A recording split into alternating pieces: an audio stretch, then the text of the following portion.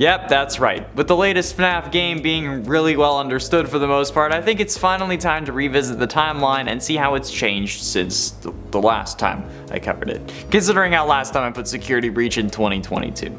Yeah, okay, that was certainly a mistake on my part, but that was before the game came out, okay? And I was relying on the FNAF AR email dates for it being accurate. Anyways, this is the true story of Five Nights at Freddy's, from FNAF 1 to Security Breach, and you know what? I think I nailed it. Let's do it. The timeline starts off with the 8-bit scene from Sister Location, where Emily gets grabbed by Baby. This seemingly occurs in 1983 before Crying Child is scared of the animatronics, since the most likely explanation for the stomach mouths we see on the Nightmare animatronics is due to this scene, which would also mean that this is why he was scared of them. Which would also mean that around this time the main Freddy Fazbear's Pizza location was closed, leaving Fredbear's Family Diner, the one we visit in FNAF 4's minigames, as the only Fazbear Entertainment restaurant standing, at least for now. Then we see the events of FNAF 4, where Crying Child gets crushed in Fredbear's skull, sending him to the hospital, where in a coma he fights off the Nightmare animatronics but ultimately succumbs and flatlines as we hear at the end of the game. However, something interesting happens when he does, something that his father William would not understand for a few years. While in the coma, these animatronics were torturing Crying Child, causing him severe emotional pain, and over the course of the week, this builds into agonizing torture, which reaches out and grabs hold of one of the things in his hospital room, his father.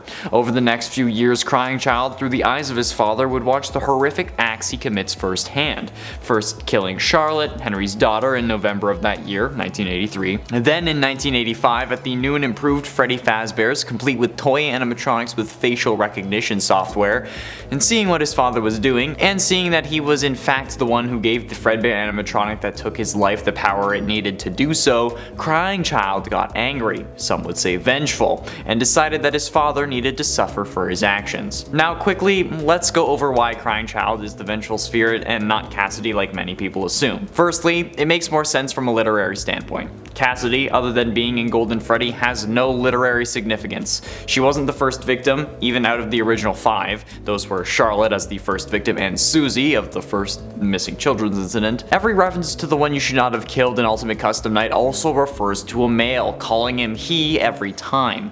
And the possession of multiple vessels has not been present in the games at all. So if Cassidy is Golden Freddy, she could not be possessing William as well. Crying Child, on the other hand, couldn't possess Golden Freddy because he suffered his agony in the hospital.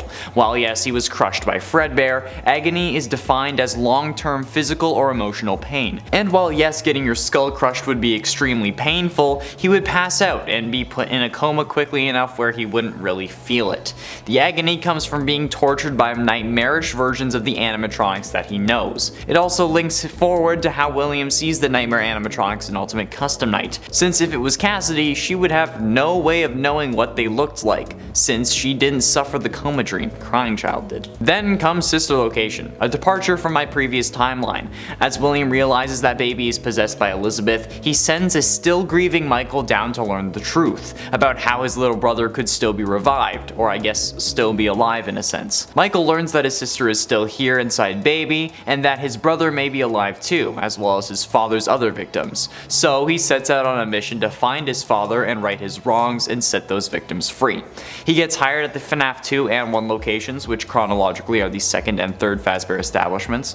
Michael works here in an effort to set the souls of the missing children free, however is unable to do so because he gets fired for tampering with the animatronics and an odor, possibly made up, possibly due to the damage that Ender did to his insides. Those locations also end up closing down, the latter one being due to the animatronics leaking mucus and blood, and the story of Fazbear Entertainment seemed to be complete, at least for the time. Since, unknown to Michael, his father was actually still alive. He was stuck in one of the secret rooms that was invisible to the animatronics, which gets opened and he gets released after Fazbear's Fright opens. Michael, hearing about this and knowing that it was his father, comes back to work as the night guard. Springtrap, being still kept alive by Crying Child, didn't lash out and instead recognizes that this new security guard is his son, hence the jump scare not really being a jump scare. At the the time we thought that it was just lame, but now, with this timeline, it makes more sense. William wasn't killing Michael, he was just saying hello. Anyway, over the course of the 5 nights, Michael is haunted by the spirits of the original missing children, who he does end up freeing by ultimately giving them the party that they were originally attending. This is the only way to truly release a spirit, by ending their unfinished business. And Michael knows that now, but Henry doesn't. So on night 6, as Michael tries to free the soul of his father, and maybe his brother, he's not quite sure if he knows that Crying Child is possessing Michael, Henry lights the building on fire. Michael gets out, but Springtrap is caught inside. Unable to die, he emerges from the rubble and goes into hiding, knowing that both Henry and Michael are after him. Now, surely, Michael believes that fire is another way to set the spirits free, and maybe he thinks that's really what let them be free instead of their unfinished business. So, when he gets an alert that another Freddy Fazbear's Pizza place is opening, he knows what he has to do. While the job listing wasn't meant for him, Henry hires Michael and instructs him to bring in any animatronic appearing behind the restaurants at the end of every shift. Michael, of course, knowing the reason behind this, does so, bringing in Lefty, Molten Freddy, his scrapped sister Baby, and the even more mangled remains of his father, Scraptrap. Once again, the place is set ablaze by Henry, but Michael, believing that this is how they'd be free, sticks around, wanting to make sure that he's with his family again. But, as we now know, the fire doesn't work. Fire doesn't release their souls unless they want to be free. William falls into a coma, being badly damaged from the fire this time around, and Crying Child holds on to him, ensuring the suffering of a man who caused his death along with countless others. This is also where we find Ultimate Custom Night. Crying Child tortures his monster of a father with the various monsters he's seen through his eyes and his father's eyes over the past 40 years. The original animatronics, the fun times that were at the location that killed his sister, the toy animatronics, animatronics from this pizzeria, different versions of his father, and most importantly, the nightmare animatronics that tortured him while he was in this same situation. And the situation actually ended up causing a similar fate. The agony of being tortured, much like it did for Crying Child, allowed for William to reach out into the storage room surrounding him. He latched onto a hard drive that would later be scanned to create the Freddy Fazbear Virtual Experience, a VR game that the company was developing in an effort to repair their image, after paying a game developer to make some games making fun of their situation so that they could ultimately come back and seem like the good guys who care. But then Afton's prey came along, a tester with a familiar name.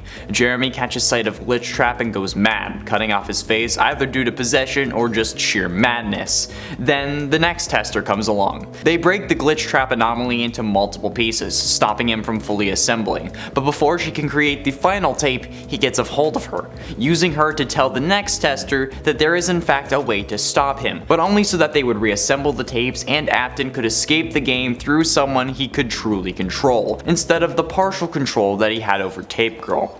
Then along comes us, the player of FNAF VR, Vanessa A. We were pulled in when the last beta tester went AWOL. We test the game and try to get rid of Glitchtrap, only to get caught in his web. While our mind is occupied trying to destroy the anomaly through the complicated instructions that Tape Girl gives us, Glitchtrap seizes the opportunity and shuts us in our own mind, locking us away in the Princess Quest mobile game, which is later ported to a series of arcade cabinets. Then Vanessa starts making headway in the company, being moved to the Fazbear Funtime Service Department, where she helps take care of the animatronics being sent out to the homes of various families. However, these animatronics start to go crazy, attacking people for seemingly no reason. However, we now know the reason. It was us. Well, it was Glitchtrap through us, trying to restore his consciousness into his own body where he doesn't have to share space. He tried this with every animatronic he could until he gives up, figuring that the only way he can be brought back is through the original endoskeleton that held him in the first place. So, using his hacking skills, Vanessa gets promoted to the head security guard for the Freddy Fazbear Mega Pizzaplex, a location built right on top of the one that burned down only a few years ago.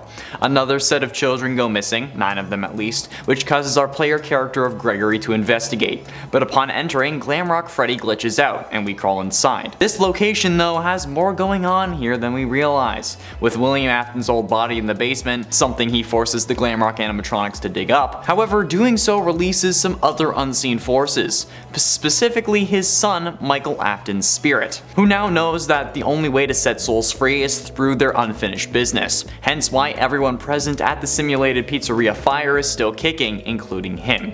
He knows what his unfinished business is, though, his little brother. He still feels so overwhelmingly guilty for his brother's death and can't forgive himself. So when he finds Gregory hiding inside him, he promises to keep him safe and that they will make it through the night so that Gregory will make it home. But when Gregory is about to leave, he instead chooses to stay and put an end to the missing children, something that Michael believed his little brother would do. So they head to the basement and try to stop William, who successfully uploaded himself to his original body, be it with a couple of upgrades in the form of Glamrock Bonnie's arms and foot. They stop Burntrap, but before Michael can go check to see if it's actually done, the cave starts collapsing, so he and Gregory escape through the tunnels. But Michael hasn't been set free yet, because while his unfinished business may have been his brother, now, after seeing his father back, he knows what he must do. There we have it, friends, the full story of FNAF, including all of the games and just the games, so that nobody can get mad at me for using the books as proof, okay? I think this is a really satisfying story, one that makes sense and one that really just shows how deep this rabbit hole goes. In the end, it's the story of the Afton family, William's descent into madness, and his son's attempts at righting his wrongs. What do you think about this story? Do you think it's accurate? Be sure you let me know down below. Thank you all so much for watching. I have been and shall remain Connor Monroe, and I'll see you in another video.